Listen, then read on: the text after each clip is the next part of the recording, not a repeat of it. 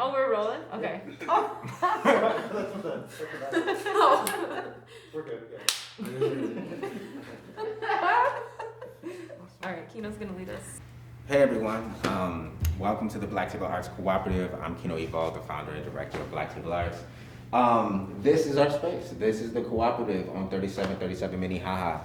Black Table Arts is a nonprofit art org that's been around since 2015. We're really doing work at the intersections of civic engagement, artistic practice, and community organizing. And this is our first space. And in this space is really thinking about art as a way to keep memory and imagination, particularly after 2020. One of my favorite writers, Alexis Pauline Gum, says, what if abolition is something that grows, right? And so when we think about this co-op, it's exactly that, something that grows after grief, and thinking about art as a kind of social work. So it's just a thrill to have you all here as we think about Black art and Black futures. And I just want to commend Melanie on her work, Clearwater. I think it was excellent for so many reasons.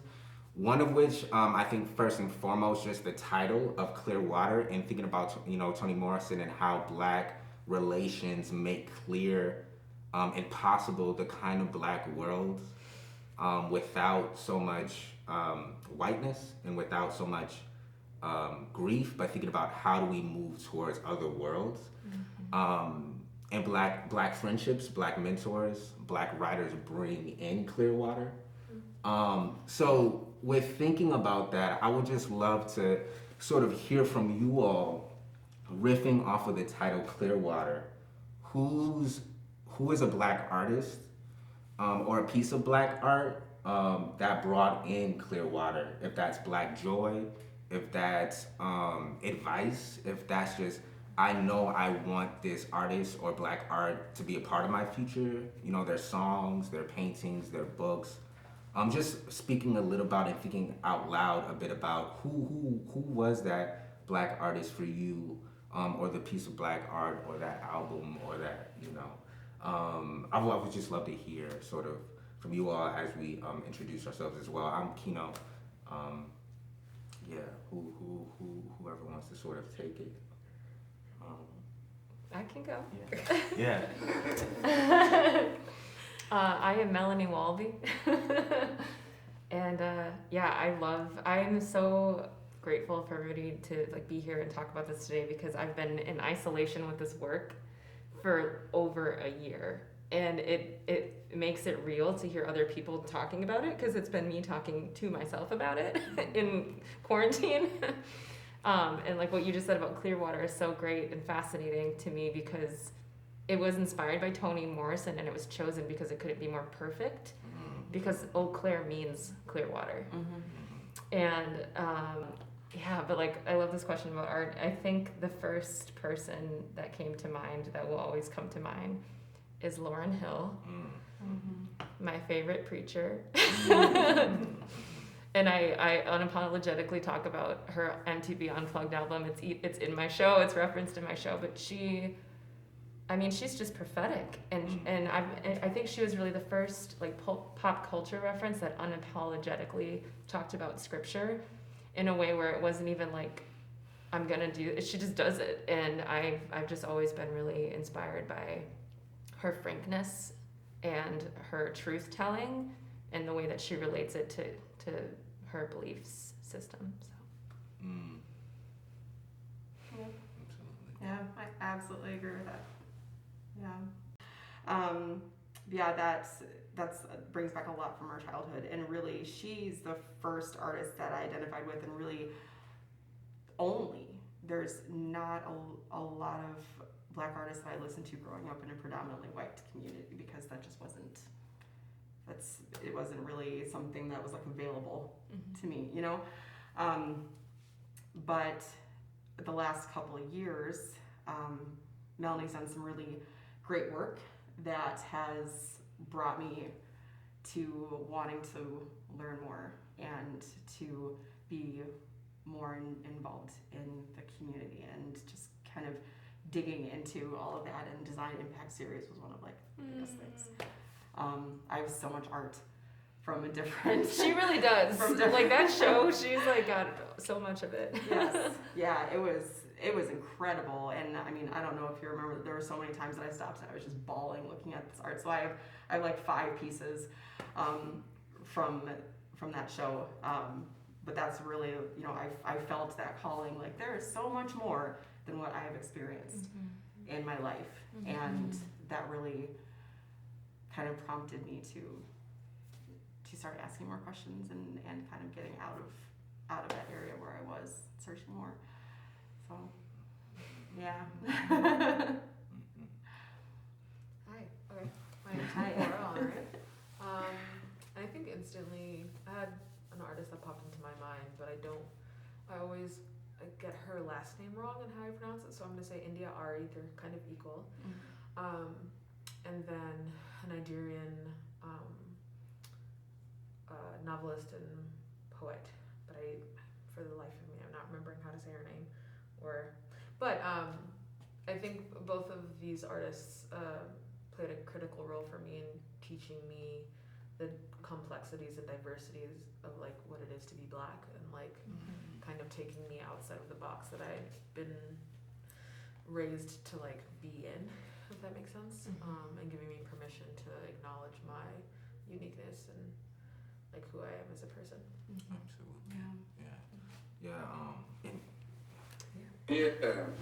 Yes, I'm D.A. Bullock. I'm a filmmaker. Artists, Black artists that come to mind, like there's so many, obviously.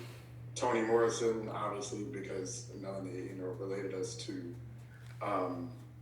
the quote from Toni Morrison, and I love the quote about the clear water and also about the fishbowl, because it just made me like, it just brought up this idea of like the confines, even when they're invisible, like what's on the inside and then also what's on the outside of those confines. And I think a lot of the artists that inspire me are about what's on the outside of those confines. So Kerry James Marshall comes to mind, who's a visual artist who I really love his work, because we're both from Chicago, and I love that he translates that Black life experience to an abstract, like to colors, to different ways that you translate that life experience, and it becomes more of a vivid imagination about what the life is, but what the life can ultimately be, like well into the future. So I think about, obviously Octavia Butler and her writing and just the expansive, imaginative, quality of it.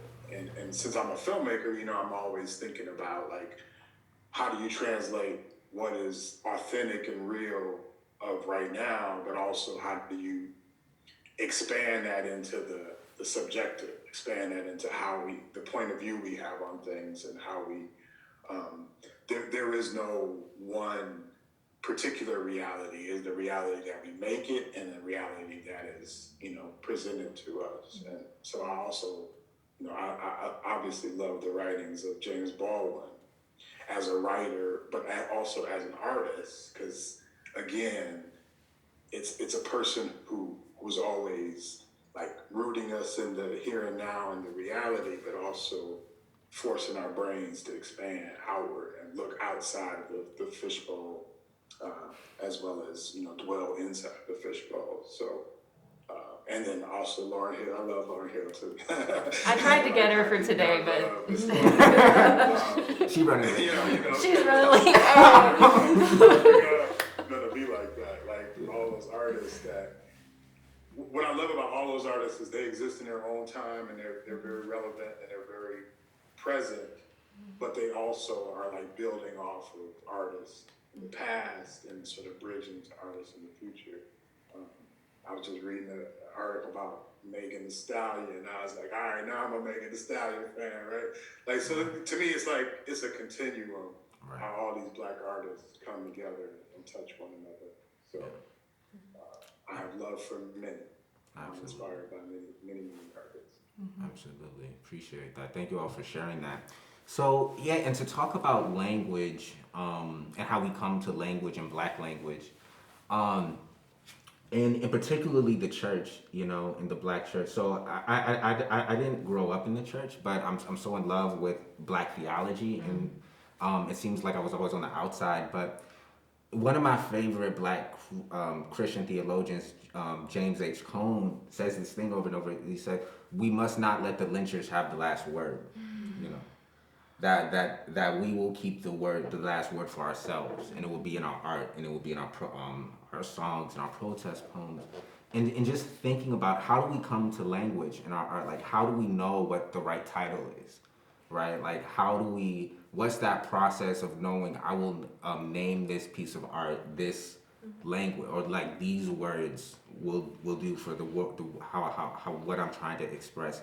What's that process like for us? How do we come to language, and what are the ways in which we consider our community in our audience, and thinking about that, if anyone wants to sort of just the ways in which we come to language. Yeah, I can start. I mean, I work at Pollen Midwest, and I am surrounded by brilliant people every day that are so gifted in seeing like, who is this for? I hear my coworkers say that all the time. Who is this for? And it's just like so beautiful to be able to be in a space where we are decentralizing whiteness, to be frank. And like my show, I was just talking to y'all about this. It was so much intentionality and work that it started to bother me on a personal level, like how hard it was for me to decentralize whiteness in my own work. And it was a very, very long process of really reading everything and being like, I would never say that. I would never say this to Leslie Barlow. I would never say this to Teresa Moses. Like, I am talking to my friends. I'm talking to my sister. And that became a really awesome rule. And I'm like taking that with me into my other work. Like, I had a Post-it on my computer that said, you aren't talking to white people. Like, this is for you. And so that was the driving force for me, because so much of anti-racism work does center whiteness and what white people need to do, and I think that's not working. It's not working. Yeah. It's time to just talk to ourselves, and because kind of where I landed at 2020, I'm like, people who don't know anything are going to learn regardless. So what if I just do this like I'm in a room full of people who already know the same information, so that we can move forward and grow and get free. It's really interesting, because I think that I'm just like in a different phase of my artistic growth and like identity, and that I kind of thought about what you'd asked earlier as well, about who our favorite black artists are, and you know, I came through the journalistic route and was trained professionally as a journalist and as a communicator in that space, and literally there is I think very negligibly as well, like this keeping out of black voices in the journalistic world as like legitimate perspectives, right? So like when we think about like just the question of like, how do you name a piece of work, I don't think I've ever until recently started really thinking about creating work for non-white people, right? Because that was the way I was trained. It is the formula we are conditioned to take on in the way that we create our content. And it wasn't until like I started, working at Pollen, and even though I went to school for justice and peace studies, and I've always been social justice oriented in the work that I do, it's weird. It's something that I'm still like very much working through. And also on top of that, trying to deconstruct the trauma that I've experienced and the erasure of my own voice in the process of trying to make myself a commodity for white America, or something that is mainstream in whether news or it's social media or content curation. All of that sort of stuff is extremely oppressive in my opinion in many ways. But so I don't have an answer. Is my answer. I'm still working through that process. I think that's a beautiful my voice answer. as a black non white artist. Yep.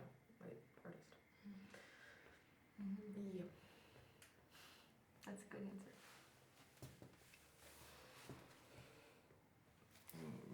Yeah, DA too. Oh, should I? Yeah. can't see, so I'm not trying to step on anybody else speaking. Yeah. No, I think about another Toni Morrison quote.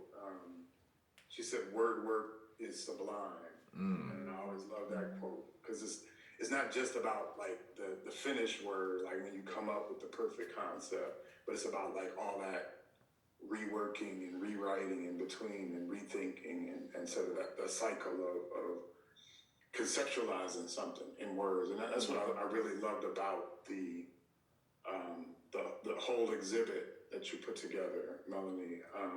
I love the graphic idea around like making words and type and the way it's situated on the page and the way it uses space and negative space. It's making that into the art itself, right? Because that's a relationship with the written word that I think often that's also driven by the white gaze, right? Like our aesthetic and understanding. I mean, that even goes to language, how we use language, like vernacular, like how we talk to each other and then we code switch when we're in another situation, right? So it just brought to mind all of those things, and Keno, your question really brought to mind that sort of fundamental reclaiming of language and culture in our naming of things or renaming of things or claiming. Like I just did a recent project and I call it excited delirium because that's a concept that the police use when they're trying to justify choking somebody out. They say this, they came up with this quasi-scientific term and called it excited delirium. But I wanted to reframe that whole concept. I wanted to think about like excited delirium from my vantage point, which is like, you know, when you're in a club and you see somebody just dancing and they spinning by themselves and they're just in their own world. Like to me, that's excited delirium, and that's a lift off to a different kind of living, and it's not like rooted in this violent thing that happens to us on the street. That was why the young man in Denver, I think, was pumped full of ketamine because they said he was experiencing this excited delirium. So they've used this concept and this term quite a bit. So yeah, I mean, when I think about how I title things or how I sort of formulate concepts and come up with what it's going to be named or called, I think all of that plays into it, and quite a bit plays into redefining things, like coming up with a pure definition that has no relationship to that white gaze or that, you know, that definition that is trying to get some kind of acceptance from some other people. I'm only trying to speak to, you know, maybe almost to the people on my block at times, right? It's that close. Yeah. Your family, Same. your block, you know, black folks in your neighborhood. Right, absolutely.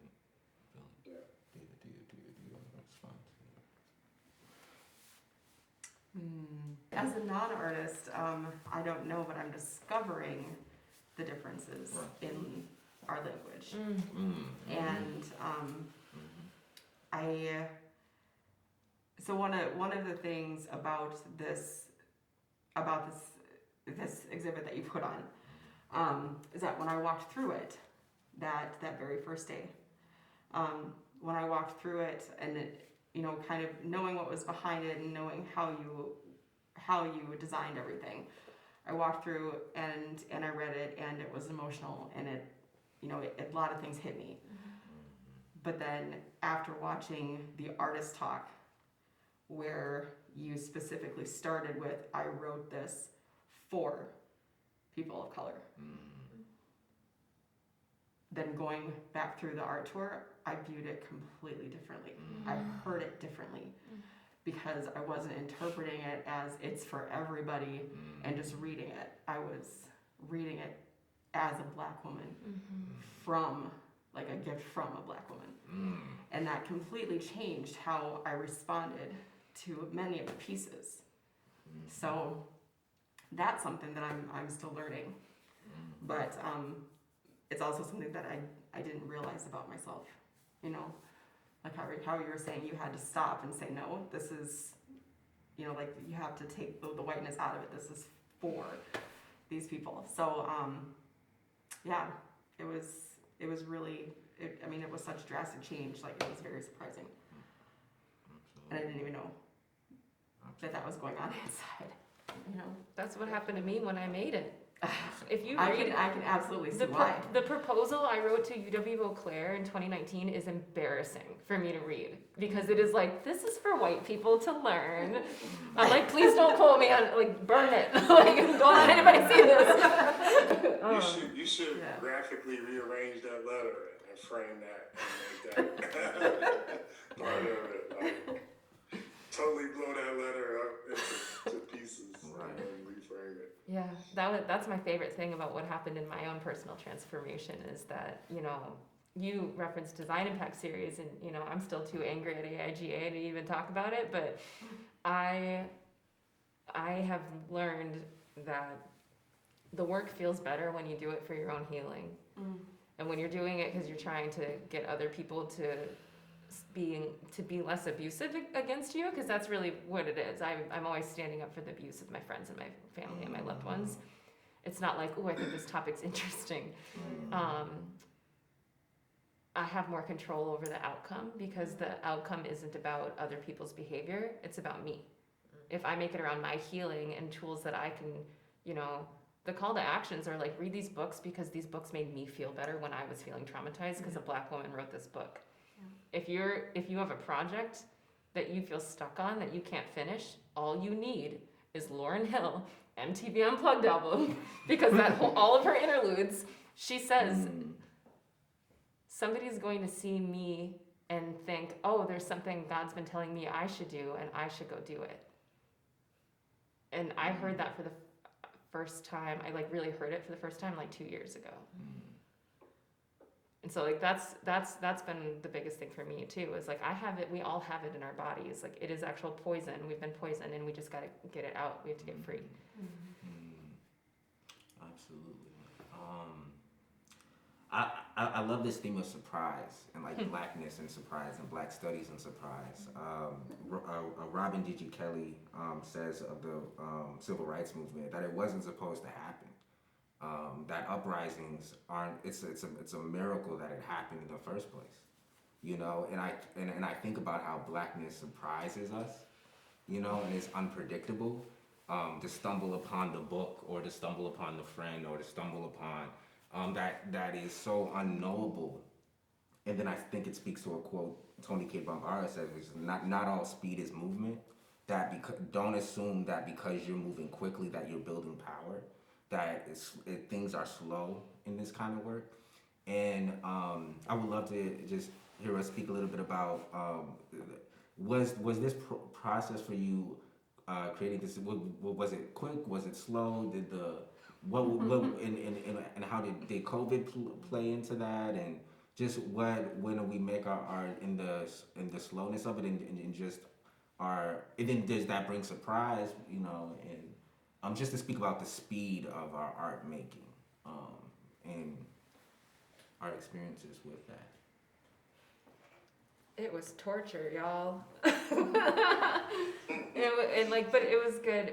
I'm thinking of my pastor Cassie said to me last week, "You have racked up spiritual currency," and I was like, "Ooh, I'm ready to spend it." No. But the word currency was like so exciting. I'm like, "Ooh, that's a good way." Like I have something now that I have wealth, spiritual wealth. Cause yeah, it was not fast. It was slow, and it was, you know, blessing after blessing in disguise. Because originally, it was going to happen fast, and then the pandemic hit, and it got moved to 2021. And this was February, for context. Wow. So yeah, exactly. Like, you know, all of the things that got stopped on this show made it easier for me to do the work. Because as soon as I had more time, then I was like, well, you know what? 7 p.m. on Sundays, that's when I'll look at the emails about it, and I'm not gonna look at them throughout the week. Because I still worked full time at Pollen, and I don't know if you know Pollen, but we're not busy. We're quite busy. I was really amazed by the body of work Like it was so impressive, the amount of work that you did and how it tied together. Like I was just like, how did you manage to create so much? You know, the book with the anecdotes. I was just like, that was. I mean, that in and of itself, it was just like a fantastic sort of piece that you could just spend a whole, year on, like just with that alone. So yeah, I just honor what you were able to create, the whole body of it. It's really fantastic.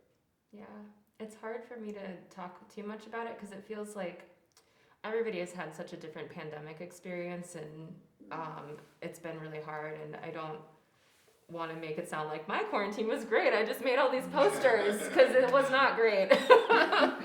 But I did have a special kind of alone time that I've never had because I'm an event designer. I'm always bringing communities together, and it forced something out of me that I didn't necessarily know that I had. Like the work happened. That part was easy. The narrative was really hard, thinking about what to name it and writing about it. Like that was the part that was torture. But some of those posters, like an hour and 20 minutes, they were done. Wow. That's amazing. It's beautiful. I mean, I love it. I really love that. The whole, I love it together, like as much as each individual piece. It's really fun. It's just beautiful, beautiful work. Thank you. You're welcome. Yeah, and then I'm thinking about that process question, and do we talk to other Black folks while making our art, and how does that influence the art making within itself? Feedback and the ways in which that adds, changes, shape shifts the art, and just that thinking, and then did the pandemic, how did that affect it? But were you talking to Leslie? And yeah, I was talking to Leslie Barlow. I'm just gonna keep Venmoing her for dinner. Teresa Moses is a huge support and another incredible, brilliant designer doing anti-racism work, and she amazes me every day. Her heart and her brilliance, and I have just all of you. I can't look at any of you when I say this, or I'll just start bawling. But Da, Deborah, Keno. Every time I talk to you, I want to write everything down. So yeah, that was. It felt really protected and special, and so I was very selective on who got to see it. And a lot of people are like, "Whoa, I had no idea what you were making," and it's like I couldn't talk to you about it yet. I wasn't ready, because the more you open it up, the more that other stuff starts to come in that I was trying to get out. One of my favorite reviews was actually my friend Bethany, who is not a Black artist, but she is an artist that has a background in theology. And so she was my I'm will you fact check this and make sure I'm not a false teacher? Look at it. And I really valued our conversation because a lot of really cool surprises came out of that. The Too Sensitive wall used to be full color. And Bethany said to me, there are some people who can't see that wall. And the second she said that, I was like, I should print it in silver ink on white paper so it's actually invisible if you stay. That it was that fast that it changed. And so it was important for me to make it in isolation, but every single time I showed it to someone, I never regretted it. And the first people that I showed it to was my friend Marla, who's a designer in Seattle, was the first person I showed it to. And I showed it to her because she's an insanely talented designer. She's one of my closest friends. And I wanted her to look at it and be like, this is crooked, this isn't aligned. I needed somebody to tell me, the kerning on that is awful. We get through the end, and she looks at me and she goes, thank you for making this. So yeah, showing it to people was really a really, really crucial, important process for me. Yeah, I'm thinking about structure and structures. This cooperative itself is actually crooked. The floors are crooked. If you are standing back there and you look at the lamps, they're tilted. And Toni Morrison speaks about crooked lines, and like the doors of the private rooms, if you try to open them, they close because the cooperative is actually crooked. Slanted. Yeah, and so I'm thinking about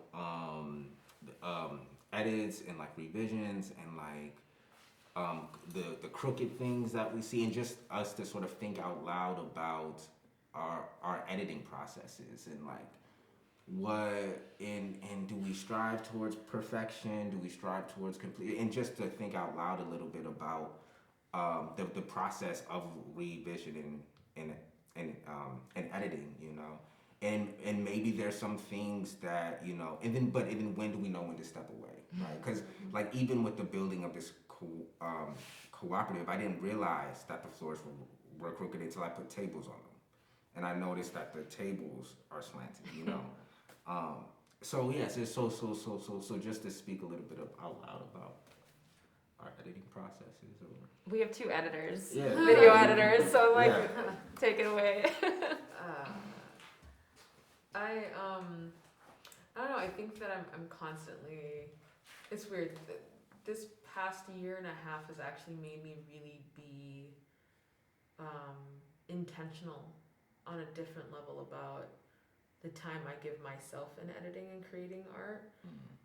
Just because I had this like, I think, aha moment last year when I realized just how traumatic storytelling is. And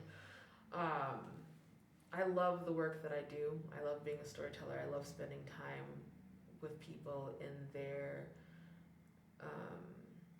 spaces and homes and dominions and communities and stepping outside of myself. But I think that I hadn't realized how much of stepping out of myself actually left me vulnerable to the emotions and experiences that I was taking in to be able to like then translate what I think they're telling me.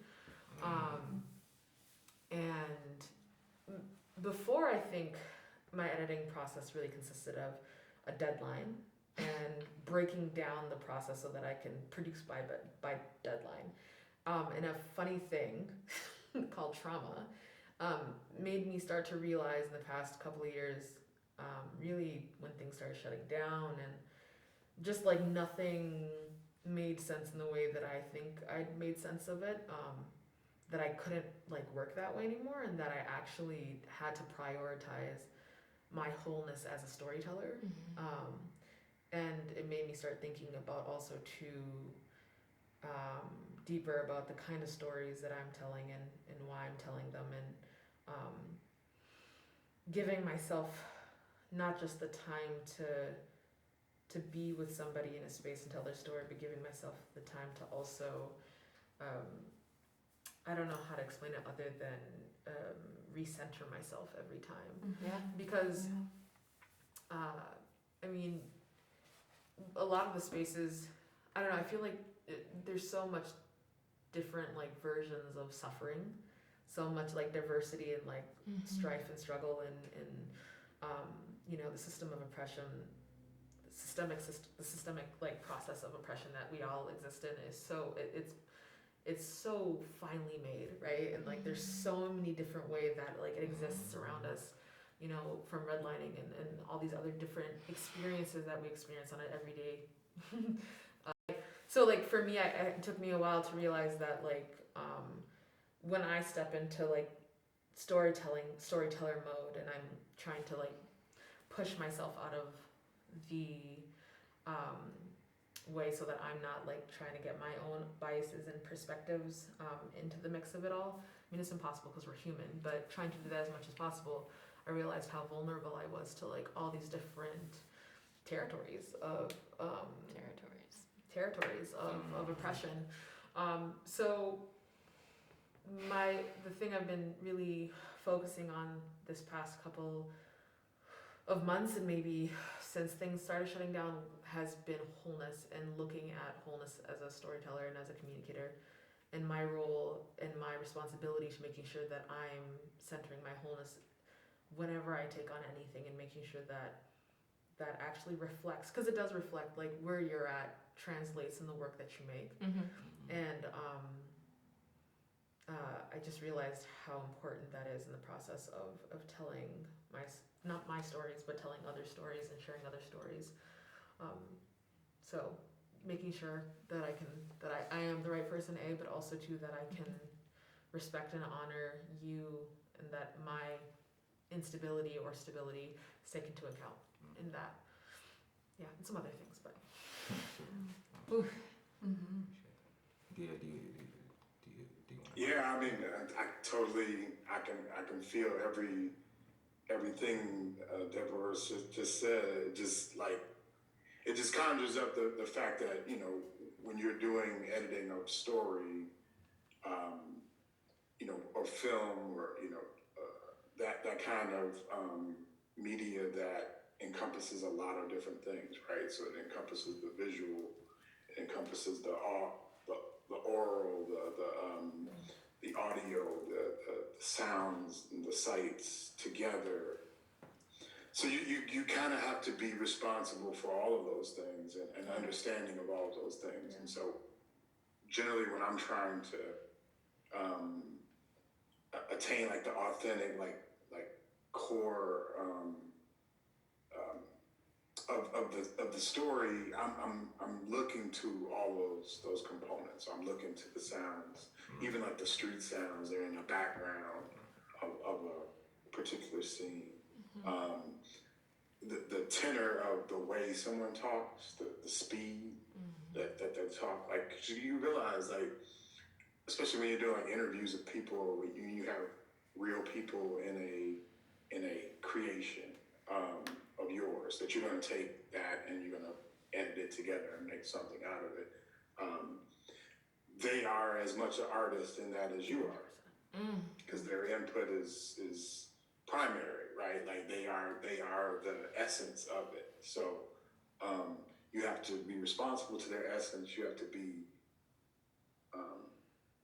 you have to listen to their essence and know what is, where that needs to be translated, or where that needs to be expanded upon, where that needs to be connected to someone else's essence within that story. So you know, it's a fascinating journey that no two pieces end up being the same. So you know, I don't think when people ask me like about style around editing in particular, there is no style around the editing, because it's really just incumbent on what the story is. So that crooked lines idea, like, to me, I've embraced that, in that I want to make sure that all the flaws, all the blemishes are there for us to like look at and appreciate in a different way, right? Because instead of seeking some aesthetic that is supposedly perfection, I'm actually seeking some aesthetic that's really finely granular detail to the people that I'm in touch with doing this story. So sometimes they're not. Sometimes they're grainy. Sometimes they're, you know, like the images can take on a lot of different qualities within that. So I think it's really just about being in touch and being responsible to the story itself. And I think even visual artists do very much the same thing. Even though they have like a particular style, you still see like, wow, that I'm thinking about Amy Sherrill, how she uses different like color, like just palettes of different shades of a particular color to represent skin colors that are different. They're, you know, abstract on skin color. But it's fascinating that it's not like she has a style and she just throws it out there and everybody's gonna look the same, even though she has a style that's distinct and you know it when you see it. None of the art looks the same. So it's fascinating to me, like how that's so particular and so special. So I get a lot of inspiration from different types of artists in different disciplines, not just filmmakers, but you know, visual artists and musicians, sculptors, all kinds of creators. Can I add to that as well? It's funny you say that, because I think I've always been a massive fan of just like the art of illustration and the fine arts, and looking at how people can manifest something so abstract or a feeling and make it something that is, you know, whether it's a digital piece of art or it's something you've drawn and I've noticed something that this thing with, I've been following a lot more Black illustrators and creatives on Instagram and social media because I've noticed that ability to just do exactly what you're talking about is to bring this new perspective of something that is almost feels so intimate and so pure and it like embodies this like person and who they are and doesn't have this sort of I don't know, this sort of like white influence. Yeah, there's definitely like you know what I mean? There's like a Eurocentric Yes. design aesthetic Yes. that is the elite design Yes. aesthetic because of Yes. who works at agencies and who's Yes. hiring illustrators, and so we are used to seeing a very homogenous style. You know, like Yeah. people will make comments about Pollen's work and the way it looks, and it's like so layered and all these things. I'm like, there's a reason for that. Like it's not, and we don't have homogenous creative teams. Like that's why everything looks different. We're literally different. So yeah, I love the challenge of making something look different. That is like such a core part of like what I think is the most important thing about being a designer, is being able to match the aesthetic to the story, match the aesthetic to the goal and to the audience, and I mean, like point blank, it's white supremacy to do it in any other way. It's that we're like, this is the one fits all. Like, we can't be treated the same because we're not the same, and we literally can't be treated like artistically treated. We need different treatments. And I like the black artists that I love, black artists from communities that I love. They know how to make discord into something fabulous, right? Whether that's, you know, sort of disruption and discord in life, or like the discord, like Thelonious Monk knows how to take discord, the actual chord, and make that into something glorious, right?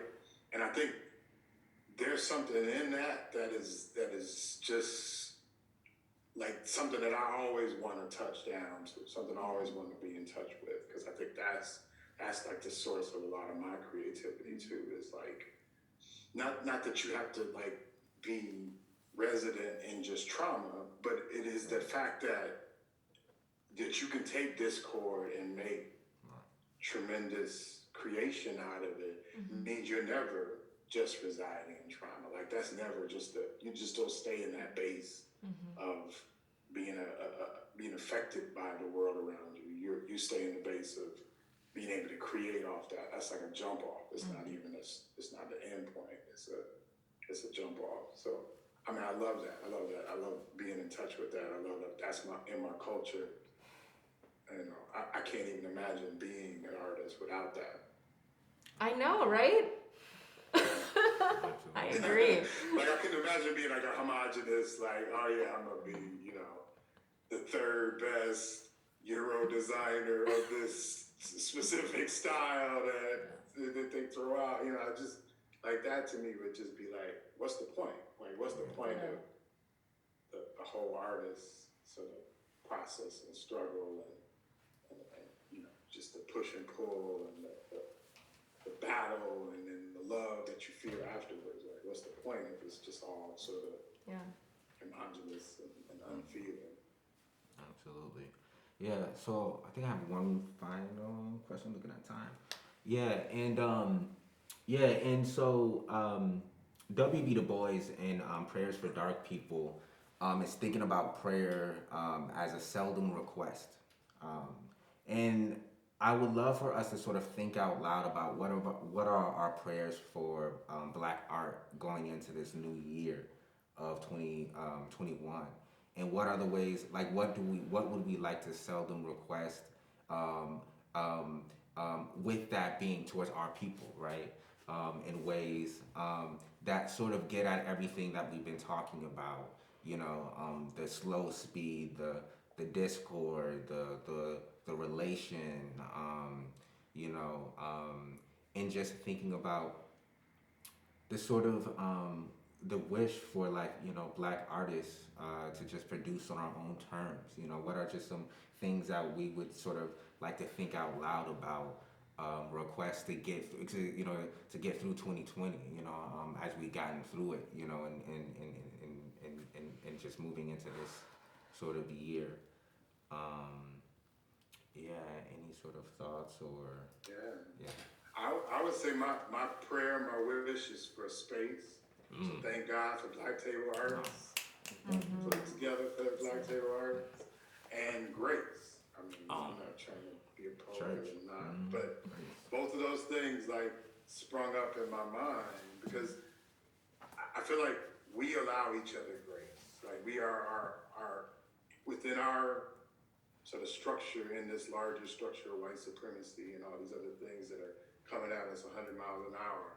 If we allow each other grace and we allow ourselves grace, we can't be touched. You know, we can't be touched. Yeah, that's real. And we only transcend. You know, at that point, when I feel the most vulnerable and like ready to fold up is because I feel like I'm not allowing myself grace or people that I love and I'm really in touch with. I feel that are my family we're not allowing each other grace. And so, you know, that's to me where we really just, again, we become untouchable. And that's what I want for us. Because I know that world is going to continue to reach out to try to touch us and harm us. But we can become, you know, transcendent and untouchable. I'm certain of that. And it's through our creativity, our artistry, this special quality that we've all coalesced around. No weapon. Mine would definitely be ownership.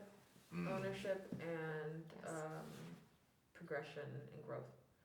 I think like a lot of us are thinking right now, okay, we're here, we're experiencing this, now people are talking about this, what's next? And I'm not thinking about like what's next for the white community. I'm talking about us. Like what's next for us? Are we, I mean, like even just you having this space, doing what you're doing, for me it was like just an awe sitting in this space and being like, this is the first time. I was thinking this but I hadn't said it because I was just like kind of sitting in it. It's like this is the first time I'm living and breathing in something Black owned at this scale, right? And I want us to own our art. I want us to own our voices. I don't want us to just be some, you know, article heading or our experiences to just be some sort of trend on social media. I don't want to be a black square. I don't want this to just be a moment in time that we kind of look at in our history books and are watered down because it's not owned by us. I want to write it. Right. I want us to own this. I want us to be able to like take up the space. And I'm not talking about asking for permission. There's something like really, I don't know about how y'all are feeling about this, but I've been like just living in this almost like radical space of like ownership in terms of like I don't need to ask for your permission anymore. You don't? If there's something that this like everything has like brought to my heart has been like, and has been so liberating is like, oh, I don't have to ask for your permission to like be me or permission to create this or permission to get together with other peers of color and build something. You no longer hold the keys to the kingdom. So there's nothing I need to do on my end to make you believe me. I just need to be, and that's ownership. And I want that to translate and manifest into so many other fruits and when we take over and move forward. And because it's our right. Like I feel like it's our right. It's not even about, right, it's a divine right. It's a divine right. Like this is our right. And so that would be my prayer is that like we step in ownership and that I'm tired of seeing voices and experiences belittled to like a header or like something that somebody can put on a t-shirt and say that they supported something, you know? Yep, that's my prayer. Absolutely. Yeah.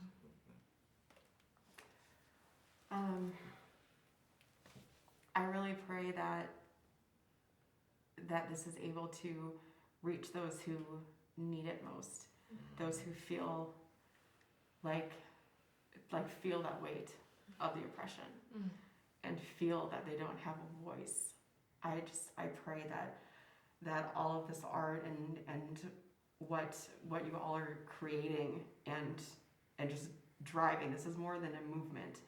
This is roots that we are planting, and we want this to grow. And this is not just a season. This is not something, exactly what you're saying. This is not something that we're gonna not be talking about next year. That's not what this is about. And that's what I pray, is that this becomes a new history for us, so that we can grow in a positive way and be separated from that, and that our children can be separated from that. Yes. Because Lord knows, I want to have a better world for my daughter. Yeah. So I pray that it's just, that it heals those who need it.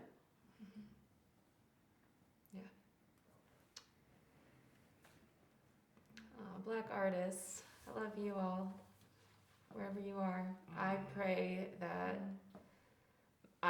the lies that people have been told about Jesus and God get lifted.